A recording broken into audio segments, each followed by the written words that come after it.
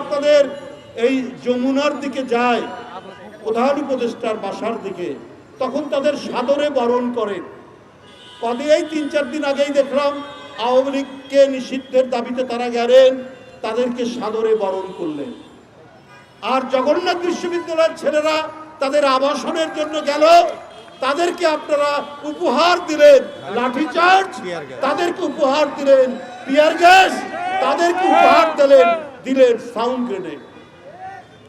আপনি অন্তর্বর্তীকালীন সরকার আপনারা রয়েছেন, আপনারা নাকি সবাই সুশীল সমাজ, আপনারা কি সুশীল সমাজের লোক, জ্ঞানী গুণী ব্যক্তি, কিন্তু আপনাদের আচরণের মধ্যে এই দ্বিচারিতা কেন?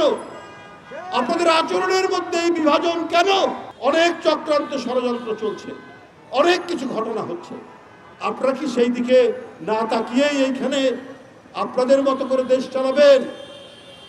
কিন্তু ওই যে ফ্যাসিবাদের পতন হয়ে পালিয়ে গেছে, তাদেরকে মদদ দেওয়ার অনেক শক্তি রয়েছে যারা দিচ্ছে।